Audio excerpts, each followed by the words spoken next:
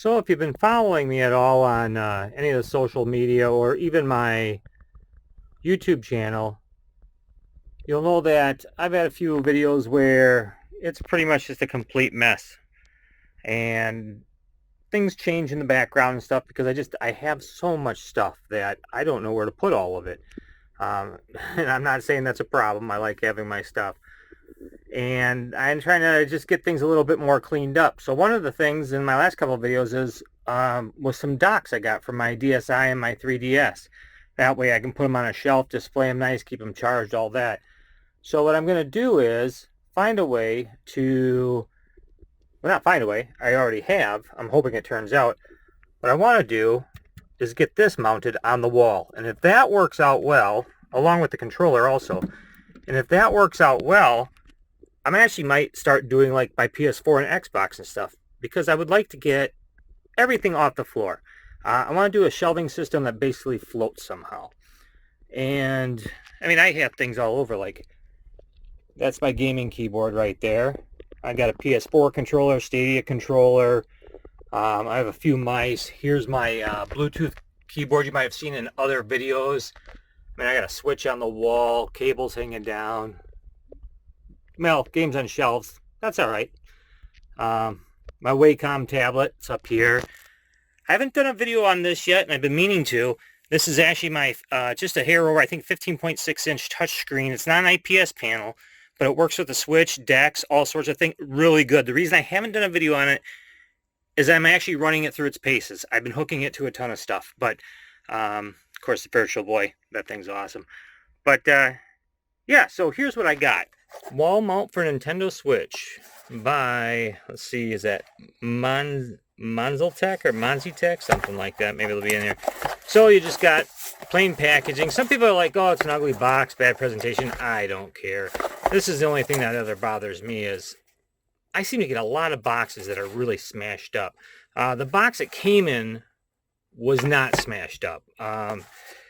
So I don't believe it was a shipping issue through the company that shipped it. I'm not sure if it was UPS, FedEx, or who it was, but it doesn't matter. I don't believe it was them anyway. So, because the other box that I had a couple shipments in a box, everything was fine except for this. But as long as the internals are fine, who cares? Because I don't plan on keeping this box. So let's get this open. That opened easily, no tape.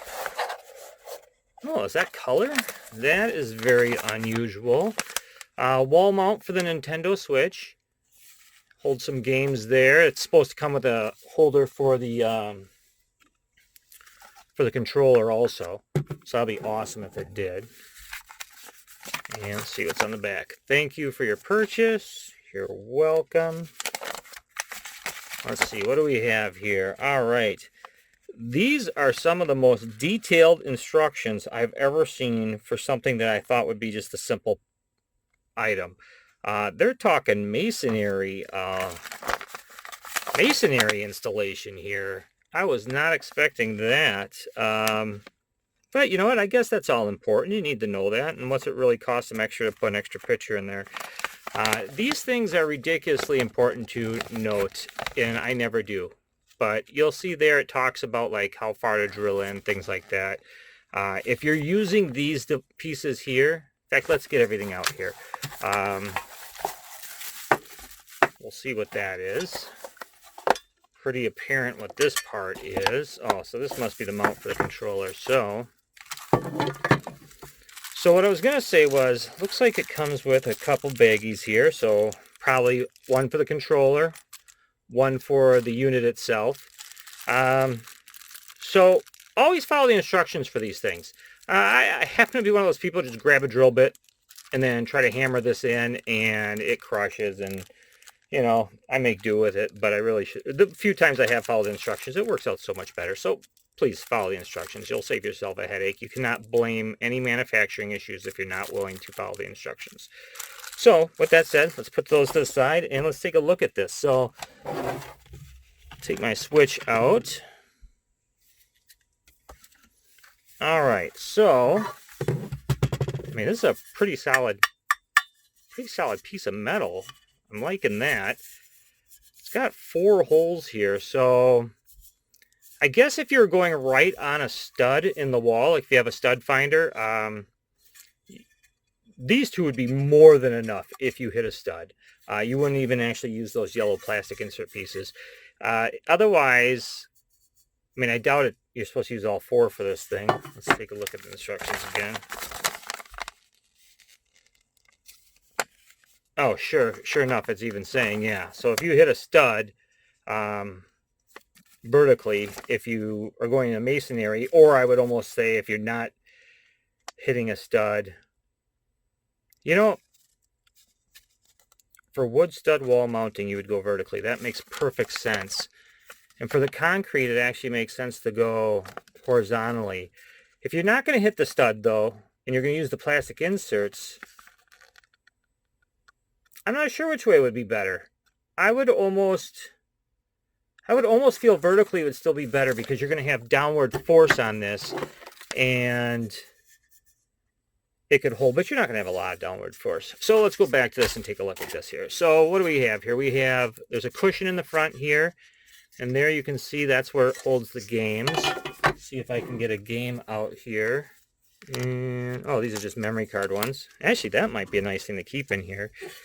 Are my memory card holders, because I have a bunch of these where I hold my games. I don't keep them in the cases for the most part. Some of my games from Limited Run aren't open, but there's obviously, I mean, most people are, unless you're doing digital downloads, which is kind of where I've been at lately. But yeah, so that's nice that's there. I might actually do that for the memory.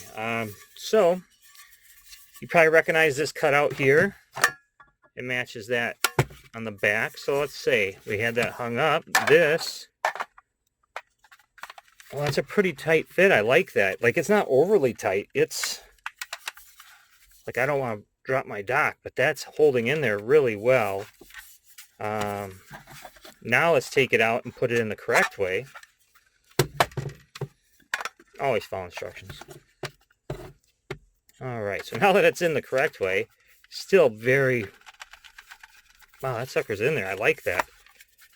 Yeah, so I feel that's pretty trust. Like, if I can bend it out. I'm putting some force on there to do that. And you probably wouldn't want to bend it out if you're taking it off your wall. You'd probably want to kind of try to lift straight up. You want to keep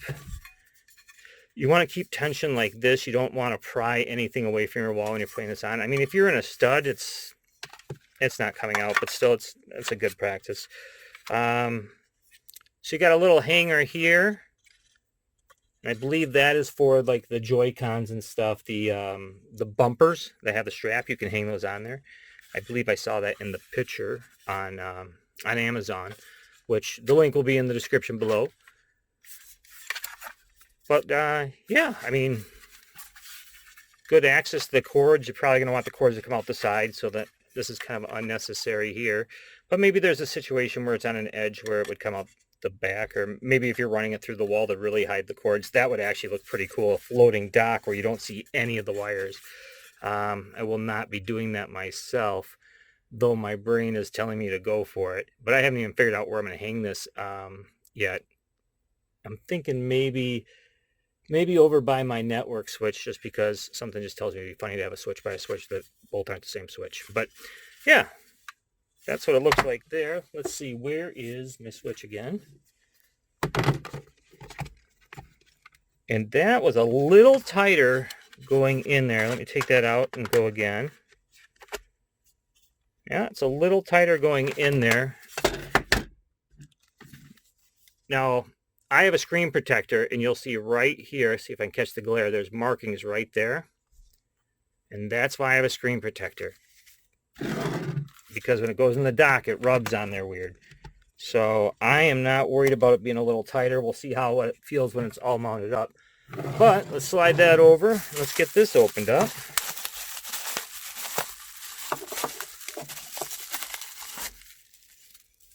All right, so metal. That's pretty good. I like that. So let's see. There's the hole. So it's going to mount like that. So it's going to have an upward, not 45-degree angle, but I don't know, 20 maybe, 25. All right, so like that. Oh, okay. Yeah, that actually works. Maybe. We'll have to see how that goes, because once that's on, definitely going to check this out before we get it mounted up. Let's see, what do we got here? Maybe I can use the cardboard box that came with. So if this is mounted like that, imagine that being mounted like that, flat on there. You're going to put your controller in here, and then you're going to throw the box, which was not intentional. I'm going to probably drop my controller trying to demonstrate this. So I'm going to... there's no good way for me to demonstrate this, actually. Hopefully you get the idea of what I'm doing. So it's resting on... yeah, it's resting on the wall. So let's see, that's pretty much vertical there. I live in Wisconsin, so our earthquakes are very, very tiny. Yep, that was not a Wisconsin-style earthquake, so I think we're good there. It's almost too bad this didn't, like, bracket out a bit. Not sure how you would do that. I suppose, like, maybe if this was a 45-degree bend up, this came out a bit, and then it held up a bit like that. That would have gave it the ability to rest on the back here, because you can see that when it's in here, there's no way that's not going to touch the wall, because it's going to be about like that. And then this top part's going to touch the wall. But you know what? I'm going to mount it anyways. I do like how they have the curve here that holds the Joy-Con parts.